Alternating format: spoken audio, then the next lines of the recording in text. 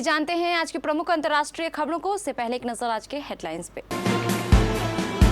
किस सीट पर कौन आगे कौन पीछे, जम्मू कश्मीर विधानसभा की हर सीट का अपडेट। जम्मू कश्मीर विधानसभा चुनाव में कांग्रेस एनसी की जोड़ी कमाल करती दिख रही है। इस गठबंधन को रुझानों में बहुमत मिल गया है। भूपेंद्र हुड्डा, दुष्यंत चौटाला और गोपाल कांडा पिछड़े, जानिए हरियाणा की वीआईपी सीटों का हाल। हरियाणा चुनाव रिजल्ट से पहले कुमारी शैलजा का बड़ा बयान, ऐतिहासिक क्षण आ गया है। जुलाना से विनेश फोगाट पिछड़ी, योगेश बैरागी ने बनाई बढ़त। 100 एयरक्राफ्ट, 120 टारगेट, हिजबुल्लाह के ठिकानों पर टूट पड़ा इजराइल। लेबनान के समुद्री इलाके में हमला करेगा इजराइल, मछुआरों को भी चेतावनी। टीवी एक्टर विवियन डिसेना की बिग बॉस 18 में एंट्री, पत्नी नौरान ने दिया हौसला। महंगे पड़े बोल वचन, कॉमेडियन कामड़ा का कुछ नहीं बिगड़ा, भावीज को लगा करोड़ों का फटका। और T20 में भी बांग्लादेश की फजीहत, भारतीय टीम इस सीरीज में भी करेगी सुपड़ा साफ।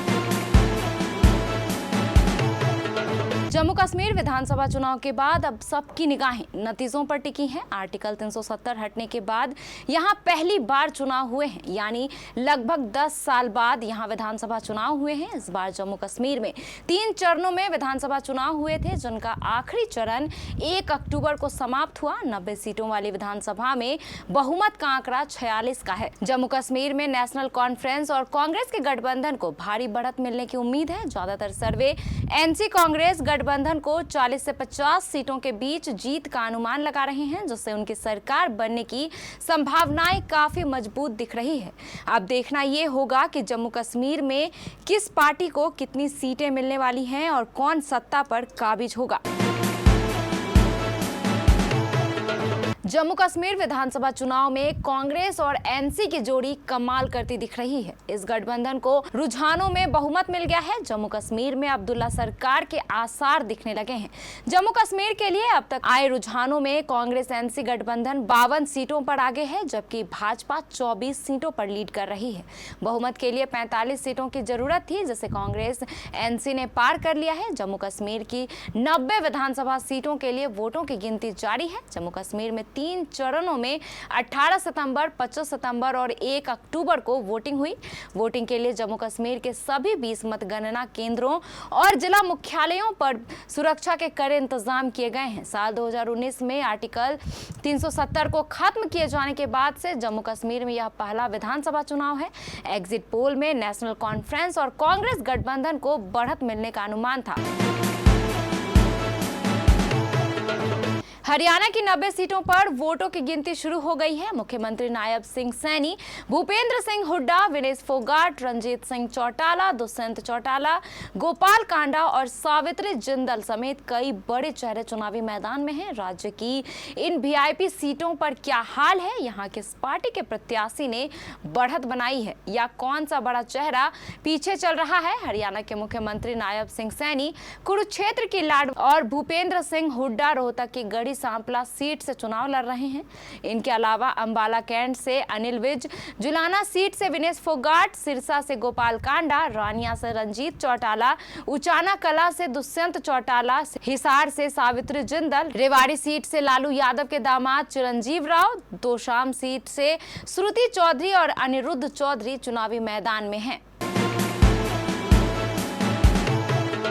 हरियाणा में विधानसभा चुनाव रिजल्ट से पहले कांग्रेस की वरिष्ठ नेता कुमारी शैलजा ने इतिहास रचने का दावा किया है। उन्होंने एक्स पर मंगलवार की सुबह ट्वीट कर लिखा, हरियाणा के वीर और जागरूक नागरिकों को विनम्र प्रणाम। आज वह ऐतिहासिक क्षण आ गया है जब आपका हर एक वोट इतिहास रचेगा। सिरसा से सांसद शैलजा ने कहा, 8 अक्टूबर केवल तारीख नहीं, यह जनता की जीत, लोकतंत्र की शक्ति और आपके विश्वास की विजय का दिन है।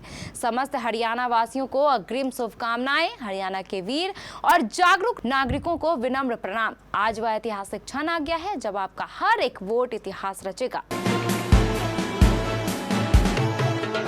हरियाणा 2024 विधानसभा चुनाव के लिए वोटिंग 5 अक्टूबर को हुई थी। वहीं सभी सीटों पर हुई वोटिंग की मतगणना आज यानी कि 8 अक्टूबर को 8 बजे से शुरू हो गई है। प्रदेश के जिंद जिले की जुलाना सीट हॉट सीटों में है क्योंकि यहां से विनेश फोगाट चुनाव लड़ रही हैं। ऐसे में सीट पर सबकी नजर है। जिंद जिले के अंतर्गत 5 विधानसभा सीटें आती हैं। सभी सीटों पर करीब 66.0% वोटिंग हुई है। जुलाना में सीधा मुकाबला कांग्रेस प्रत्याशी विनेश फोगाट और भाजपा के योगेश बैरागी के बीच है। इजराइल ने सोमवार को हिजबुल्लाह के 130 रॉकेट हमलों का जवाब अपने 100 लड़ाकू विमानों के साथ लेबनान में करीब 120 साइटों का निशाना बनाकर दिया। ये विमान करीब 1 घंटे तक बम बरसाते रहे। आईडीएफ प्रवक्ता ने लेबनानी नागरिकों को अगली सूचना तक अवली नदी से दक्षिण की ओर समुद्र तट पर या नावों पर रहने से बचने की चेतावनी जारी की है। लेबनान में हिजबुल्लाह के खिलाफ इजरायली हमलों की यह लहर पिछले साल 7 अक्टूबर को हमास द्वारा किए गए हमलों की बरसी पर आई, जो इस क्षेत्र में 1 साल से जारी युद्ध की शुरुआत का कारण बना था। आईडीएफ ने सोमवार को यह भी घोषणा की कि उसने उत्तरी इजराइल में एक नया क्लोज्ड मिलिट्री जोन घोषित किया है। लेबनान में इजरायली ग्राउंड ऑपरेशन शुरू होने के बाद से यह चौथा क्लोज्ड मिलिट्री जोन है जो मेडिटेरेनियन सी से पूर्व की ओर फैला है। ताजा हवाई हमलों के बारे में जानकारी देते हुए आईडीएफ ने एक बयान में कहा, हमारे विमानों ने हिजबुल्लाह को विभिन्न यूनिट्स को टारगेट करके हमले किए, हम जिनमें संदर्न फ्रंट की रीजनल यूनिट्स, रादवान फोर्सेस, मिसाइल और रॉकेट फोर्स और इंटेलिजेंस यूनिट शामिल थे। मछुआरों को भूमध्य सागर में 60 किलोमीटर तक न जाने की चेतावनी दी गई है। इजरायली सेना ने कहा कि उन्होंने सोमवार को 1 घंटे के भीतर साउथ लेबनान में 120 से ज्यादा हिजबुल्लाह ठिकाने को निशाना बनाया।